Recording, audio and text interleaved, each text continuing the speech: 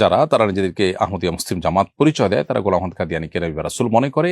আজকাল তারা এটাকে ঘুরিয়ে পেঁচিয়ে অস্বীকার করার চেষ্টা করে, অথচ তাদের যে সমস্ত লিটারেচার আছে, তাদের যে সমস্ত বই পুস্তক আছে, সেখানে পরিষ্কারভাবে তাকে নবী এবং রাসূল হিসেবে উল্লেখ করা আছে বা তিনি দাবি করেছেন। অতএব তার অনুসারী হওয়া ইসলাম থেকে খারিজ হওয়া শামিল। সাধারণ অমুসলিমের সাথে জিন্দিকের পার্থক্য হলো, জিন্দিক সে সাধারণ অমুসলিমের চাইতে অনেক জঘন্য, কারণ সে প্রতারণা করে এবং মুসলমানদেরকে বিভ্রান্তির মধ্যে ফেলে। অতএব এখান থেকে বেঁচে থাকার চেষ্টা করতে হবে। আমাদের দেশে সোশ্যাল মিডিয়াতে আহমদিয়া মুসলিম জামাত অথবা ইসাই মুসলিম জামাতের নামে কাদিয়ানীরা কিংবা খ্রিস্টানরা তাদের ধর্ম প্রচার করছে অত্যন্ত সুকৌশলে। কখনো গরিব মানুষদেরকে টার্গেট করে খ্রিস্টান মিশনারি লোকজন তাদেরকে লোভে ফেলে, প্রলোভন দিয়ে তাদেরকে ধর্মান্তরিত করছে এবং বিভিন্ন রকমের সুযোগ সুবিধা তাদেরকে বিভিন্ন জায়গায় দিচ্ছে। দেশের প্রত্যন্ত অঞ্চলে, পার্বত্য অঞ্চলে, উত্তরবঙ্গে গরিব এলাকার লোককে টার্গেট করে তারা কাজ করছে। কয়েকদিন আগে যশোরে পিকনিকের নামে কিছু মানুষকে তারা খ্রিস্টান ধর্মে দীক্ষিত করেছে। এর আগে ফরিদপুরের একটি ঘটনা, তারা সাদা কাপড় পরে পুরোহিতের বেশে তারা সমাজে বসবাস করছে এবং ঘোরাফেরা করছে, অথচ তারা তলে তলে খ্রিস্টান মিশনারির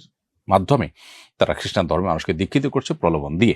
পূর্ব তিমুর সহ সুদানের কিছু কিছু এলাকা, যেগুলোতে একসময় মুসলমানদের বসবাস ছিল, কিন্তু পরবর্তীতে খ্রিস্টানদের আধিপত্যের কারণে উপনিবেশিক শাসনামলে এবং তার পরবর্তী সময়ে খ্রিস্টান মিশনগুলোর কারণে সেখানে কিন্তু খ্রিস্টানদের আধিপত্য হতে হতে শেষ পর্যন্ত মুসলমান দেশ থেকে বিচ্ছিন্ন হয়েছে। আমাদের পার্বত্য অঞ্চলকে আমাদের দেশ থেকে বিচ্ছিন্ন করবার জন্য, উত্তর অঞ্চলের কিছু অংশকে বিচ্ছিন্ন করবার জন্য নানা ষড়যন্ত্র চলছে। আমাদের দেশে কিছু অসাধু প্রশাসনিক কর্মকর্তা আছেন যারা সামান্য কিছু সুযোগ সুবিধা গ্রহণ করে হয়তো তারা এই সমস্ত কাজ দেখেও না দেখার ভান করেন। বিভিন্ন ওলামা ইকরাম তাদের কাছে নালিশ করতে গেলে উল্টা তারা হ্যারাসমেন্টের শিকার হন। অতএব কাদিয়ানীদের অমুসলিম ঘোষণা করা এবং খ্রিস্টান মিশনারিগুলোর এই সমস্ত অপতৎপরতা বন্ধ করা, এটি আমাদের ধর্মীয় কারণে যেমন খুবই জরুরি, ঠিক তেমনি ভাবে আমাদের রাষ্ট্রের নিরাপত্তার জন্য খুবই আবশ্যক একটি বিষয়। আমাদের প্রত্যেককে যার যার জায়গা থেকে এখানে সোচ্চার হতে হবে।